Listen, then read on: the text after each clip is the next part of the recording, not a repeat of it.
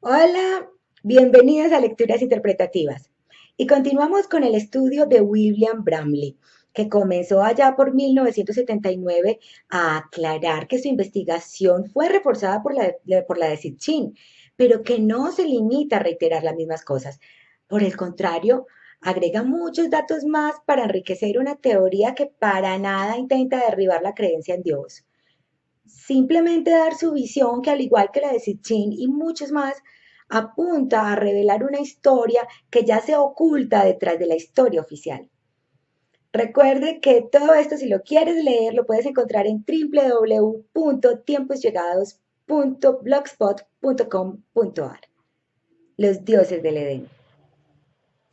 Los humanos parecen ser seres espirituales en control de cuerpos físicos. El espíritu parece ser la verdadera fuente del conocimiento, personalidad e inteligencia. Sin una entidad espiritual para animarlo, el cuerpo humano sería un poco más que un animal reactivo o muerto. La gente de la antigua Mesopotamia entendió completamente este crítico hecho cuando mencionaron a un ser espiritual con relación a la creación del Homo sapiens. Los gobernantes custodios sabían que ellos necesitaban mantener a seres espirituales atados a cuerpos humanos para poder animar esos cuerpos y hacerlos lo suficientemente inteligentes como para realizar sus labores permanentemente. Las lápidas callan sobre qué personajes fueron escogidos para animar los nuevos cuerpos esclavos. Basado en cómo se hacen las cosas en la sociedad humana, podríamos suponer que la sociedad custodial usó a delincuentes, desviados, prisioneros de guerra, grupos sociales y raciales detestables, anticonformistas y a otros indeseables para obtener a los seres espirituales necesitados para animar la nueva raza esclava de la tierra. Ciertamente se trataron a los humanos como convictos sentenciados a trabajo forzado, con picos y espadas. Ellos, los seres humanos, construyeron santuarios y grandes bancos de canales, alimento para las personas, para el sustento de los dioses. Como bestias de carga, los humanos fueron brutalmente tratados por sus amos extraterrestres. Las lápidas de arcilla cuentan de una inmensa y catastrófica crueldad perpetrada por los custodios contra los sirvientes humanos. Frecuentemente llevaban a cabo medidas de control de población a sangre fría. 1200 años no habían pasado todavía cuando la tierra se extendió y las gentes se multiplicaron. La tierra estaba bramando como un toro y el dios fue perturbado con su alboroto. Enlil, hermanastro y rival de Ea, Enki, oyó su ruido y se dirigió a los grandes dioses. El ruido de la humanidad se ha puesto demasiado intenso para mí. Con su alboroto me privó del sueño. Corte los suministros para las gentes, que haya una escasez de vida vegetal para no satisfacer su hambre. Una lápida asiria agrega, ordena que haya una plaga y permite a Anamontar disminuir su ruido, permite que sople sobre ellos como un tornado la enfermedad, epidemia, plaga y pestilencia. Ellos ordenaron y hubo una plaga para que Namtar disminuyera su ruido. Enfermedad, epidemias, plagas y pestilencias sopló sobre ellos como un trueno. Las lápidas describen condiciones horribles en que los suministros de comida fueron cortados, las enfermedades fueron puestas sobre las personas, que les estrecharon los úteros y les evitaron el nacimiento de niños, y que la hambruna fue tan desenfrenada que los humanos fueron forzados a recurrir al canibalismo. Epidemias menos graves como una parecida a la influenza visitaron al Homo sapiens, sugiriendo que los dioses custodios comprendieron y estaban comprometidos con una guerra biológica. Cuando este genocidio no produjo un daño suficiente sobre la población humana, los custodios lo reasumieron y eventualmente se tomó la decisión de destruir completamente la raza humana con un gran diluvio. Muchos arqueólogos hoy creen que hubo un diluvio cataclísmico hace miles de años en Medio Oriente. Se encontró una descripción del gran diluvio en la épica de Gilgamesh en Babilonia, que predata a la Biblia. Según la épica, un babilónico llamado Utnapishtim fue abordado por Ea Enki, quien se opuso a la decisión de destruir su creación, el Homo sapiens. Ea le dijo a Utnapishtim que otros dioses planeaban causar un diluvio para barrer fuera a la raza humana. Ea, quien es descrito en otras escrituras como maestro constructor de buques y marinero, le dio instrucciones a Utnapishtim de cómo construir un barco que podría sobrevivir el diluvio.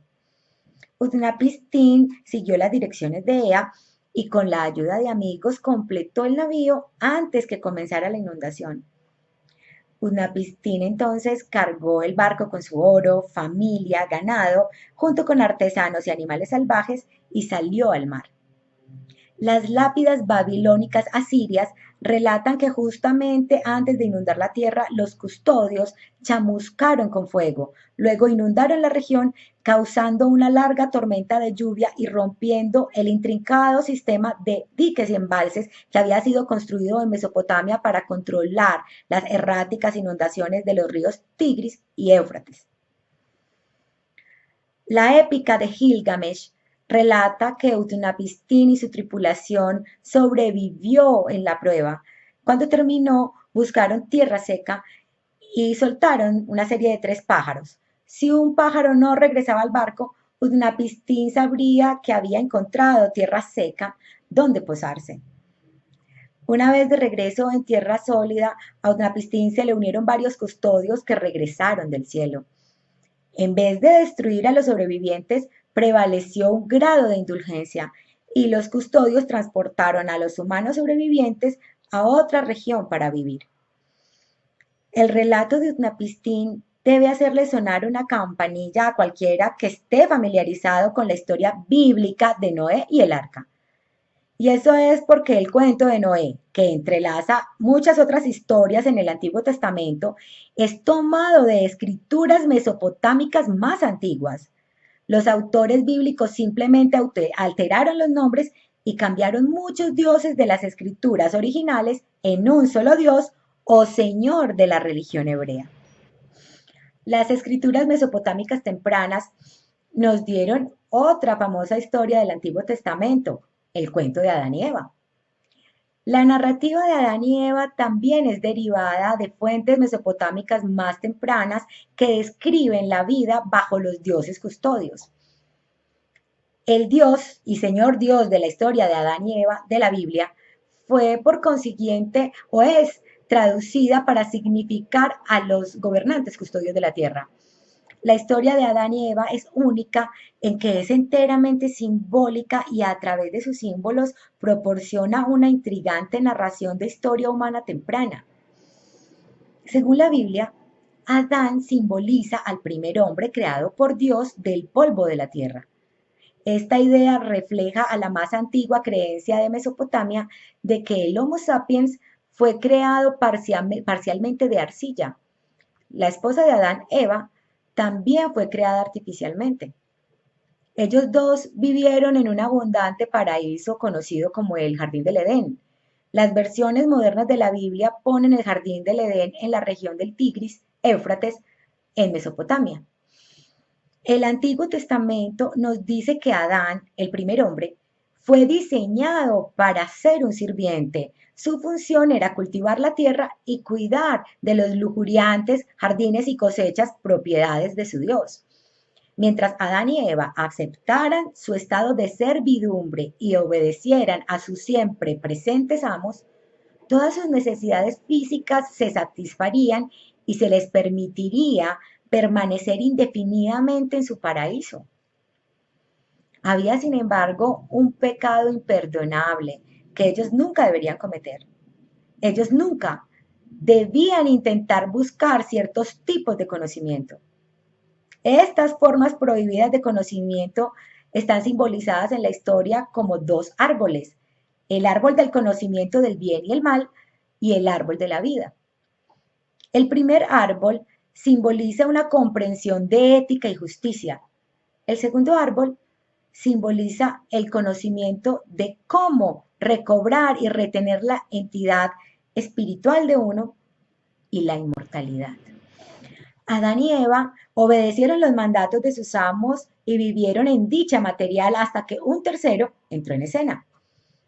El interventor está simbolizado en la historia como una serpiente. La serpiente convenció a Eva de compartir la fruta del árbol del conocimiento del bien y el mal. Eva siguió la sugerencia de la serpiente y así lo hizo también Adán. Esta fruta normalmente es retratada como una manzana, pero esa es la invención de artistas. La misma Biblia no menciona una fruta específica, porque la fruta era solo un símbolo para representar el conocimiento. Dios, es decir, la dirección custodial, inmediatamente se alarmó. Y el Señor Dios dijo: el hombre se ha vuelto como uno de nosotros, conociendo el bien y el mal. Y ahora, ¿qué hay si alarga su mano y también toma del árbol de la vida y come y vive para siempre? Génesis capítulo 3, versículo 22. El pasaje anterior revela una verdad importante que hace eco en muchas religiones. Una verdadera comprensión de ética, integridad y justicia. Es un requisito previo para recuperar la libertad espiritual y la inmortalidad de uno. Sin un fundamento en las éticas, la plena recuperación espiritual se vuelve nada más que un sueño de opio. Los custodios obviamente no querían que la humanidad comenzara el camino de la recuperación espiritual. La razón es obvia. La sociedad custodial quería esclavos. Es difícil hacer esclavos de personas que mantienen su integridad y sentido de ética. Se vuelve imposible cuando esos mismos individuos son intimidados por amenazas físicas debido a un vislumbre de redespertar a su inmortalidad espiritual. Más importante, si los seres espirituales ya no pudieran ser atrapados en cuerpos humanos, sino que a cambio pudieran usar y abandonar sus cuerpos a voluntad, no habría ningún ser espiritual disponible para animar los cuerpos de los esclavos. Las lápidas sumerias revelaron la intención custodial de atar permanentemente los seres espirituales a los cuerpos humanos. El esfuerzo del hombre temprano por escapar de esta esclavitud espiritual comiendo de árboles bíblicos, por consiguiente, tuvo que ser detenida y rápido.